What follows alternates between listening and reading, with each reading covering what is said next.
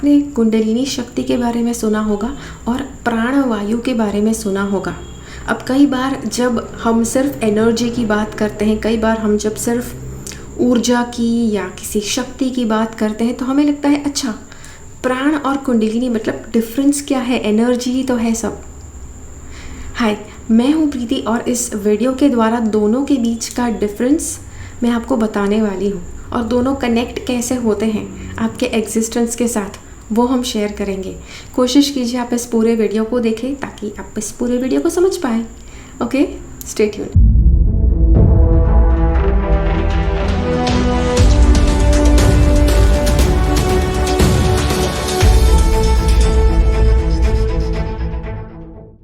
तो सबसे पहले कुंडलिनी जो है वो इवोल्यूशनरी एनर्जी, मतलब कि अगर आप अपने जीवन में एक लेवल पर स्टक हो जाते हैं, वहाँ से आगे आपको जाने का मौका ही नहीं मिलता है, तो आप अपनी कुंडलिनी जागृत कीजिए और जैसे आप अपने चक्रों के साथ आगे बढ़ेंगे, आपका जो जीवन है, आपके जीवन की जो गाड़ी है वो रेल की पटरी पर आगे बढ़ेगी। प्राणवायु जो है वो कुछ एक्स्ट्रा ऑर्डिनरी आपके लिए नहीं कर सकती है, बस उसका एक ही काम है आपको जीवित रखना।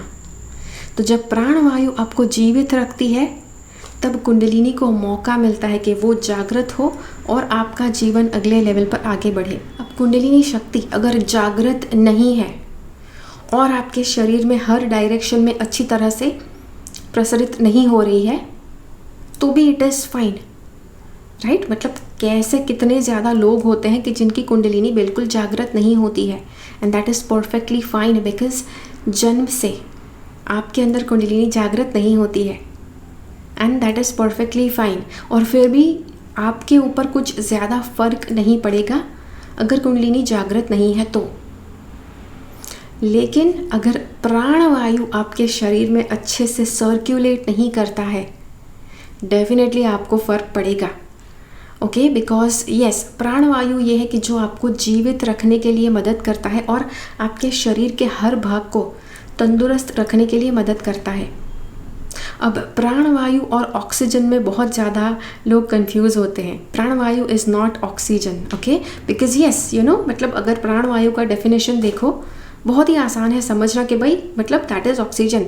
हम सांस लेते हैं तो ऐसा कहते हैं कि प्राणवायु अंदर ले रहे हैं और प्राणवायु हमें जीवित रखता है। That is like but obvious कि सब ये सोच सकते हैं कि मतलब प्राणवायु that is oxygen, but it is not oxygen. Okay, प्राणवायु वो ऊर्जा है कि जो आपको जीवित रखती है। ऑक्सीजन एक गैस है, ओके, तो ऊर्जा और गैस में डिफरेंस है। कुंडलिनी शक्ति है कि जो आपके अंदर उत्क्रांति जगाने के लिए जागती है, ओके, वो भी जब वो जागृत होती है तभी। अगर जागृत नहीं है तो कोई ज़्यादा कुछ बड़ा फ़र्क आपको महसूस नहीं होगा।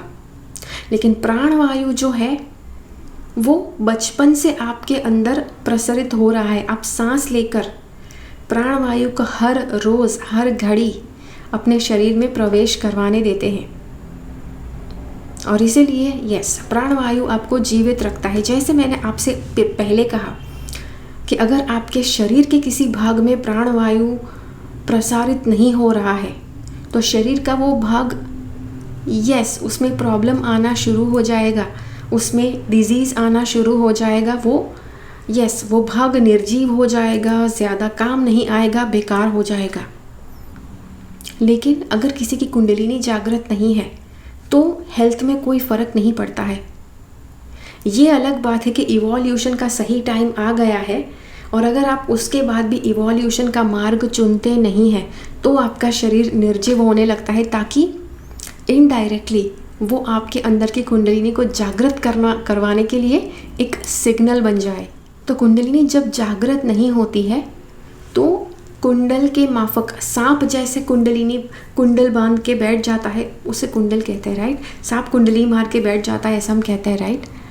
तो कुंडली मार के आपकी कुंडलिनी शक्ति भी बैठ गई है आपके मूल आधार चक्र के पास और इसीलिए उसे कुंडलिनी शक्ति कहा गया है। तो जब वो जागृत नहीं होती है तो वो कुंडल मार के मूल आधार चक्र के पास बैठी हुई होती है, सुषुप्त अवस्था में होती है और इसीलिए उसे कुंडलिनी कहते हैं। लेकिन प्राणवायु जो है वो कभी भी एक जगह पर स्थिर नहीं रहता है, आपके शरीर में हर जगह पर वो फैलते रहता है ताकि आपका शरीर नॉर्मल रहे, हेल्दी रहे। अब इन दोनों में एक बहुत बड़ा डिफरेंस तो ये भी है कि कुंडलिनी जब जागृत होती है तो उसे नज़रअंदाज कर देना बहुत मुश्किल होता है। इट इज़ ऑलमोस्ट इम्पॉसिबल, इतना ज़्यादा पावरफुल फोर्स है।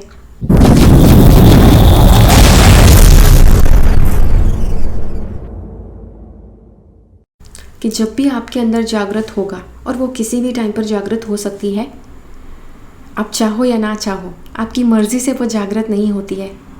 और जब भी वो जागृत होती है तो आप उसको उसका जो एक्सपीरियंस है उसे आप नकार ही नहीं पाएंगे कि भाई आपको कुछ एक्सपीरियंस नहीं हुआ।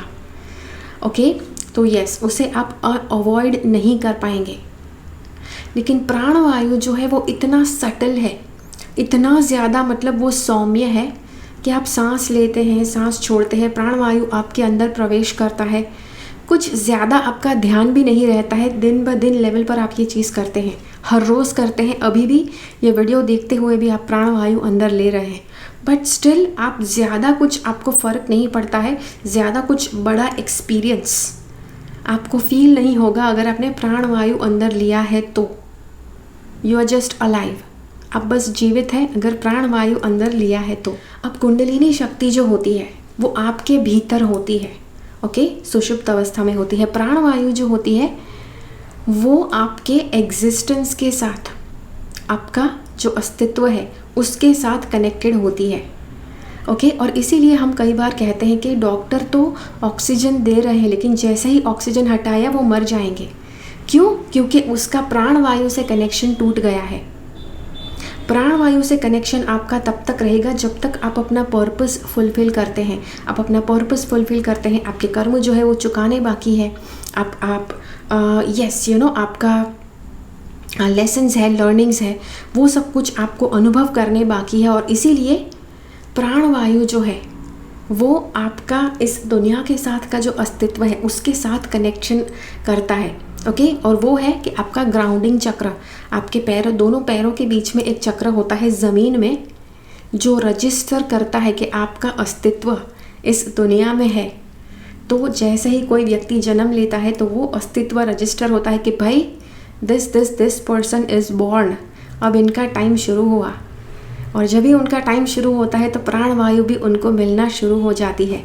जब उन्होंने अपना पर्पस ख़त्म कर लिया, उन्होंने जो भी वो करने आए थे वो ख़त्म कर लिया, तो प्राणवायु से उनका कनेक्शन टूट जाएगा, ओके। और उनका जो रजिस्ट्रेशन है वो रद्द हो जाएगा या फिर वो ख़त्म हो जाएगा उस जन्म के लिए। सो दिस इज़ हाउ प्राणवायु व्यक्ति के अस्तित्व के साथ जुड़ी हुई है। लेकिन जब प्राणवायु आपके सोल के लिए रजिस्टर होती है, आप प्राणवायु लेना शुरू करते हैं, आप सांस लेना शुरू करते हैं, आप जीवित होते हैं, जीवन में आगे बढ़ते हैं, उससे कुंडलिनी शक्ति को मौका मिलता है कि वो जागृत हो और आपके अंदर इवोल्यूशन हो, आपकी उत्क्रांति हो, ताकि आपको वापस जन्म और मृत्यु के बंधन में बंधना ना पड़े, वापस मनुष्य शरीर में जन्म ना लेना पड़े, ओके। तो प्राणवायु है कि यस, वो आपके साथ है, तभी आपकी कुंडलिनी जागृत हो सकती है, ठीक है। आशा करती हूँ आप ये फ़र्क जो भी है वो समझ पाएँ। Let me know in the comments ये वीडियो आपको कैसा लगा। इसके अलावा मैंने जितने भी पॉइंट्स आपको समझाए उसके अलावा अगर कुछ और बातें हैं कि जो आपके मन में आई तो मेरे साथ ज़रूर बांटिए, ओके। बिकॉज़ ये मुझे लगा इतने, मतलब जो पॉइंट्स है इतने ही पॉइंट्स मेरे माइंड में आए, इससे कुछ ज़्यादा नहीं आया। अगर आपको लगता है ज़्यादा पॉइंट्स है तो मुझे कमेंट्स में ज़रूर बताइए। I would like to learn that, okay. तो अगर ये वीडियो अच्छा लगा तो लाइक बटन क्लिक कीजिए, ज़्यादा से ज़्यादा लोगों के साथ इस वीडियो को शेयर कीजिए जो कुंडलिनी में और प्राणवायु में इंटरेस्टेड है। मिलते हैं अगले वीडियो में फिर से, तब तक के लिए keep following the path of your soul's purpose because you are born for a reason. Thank you so much for watching. Bye bye.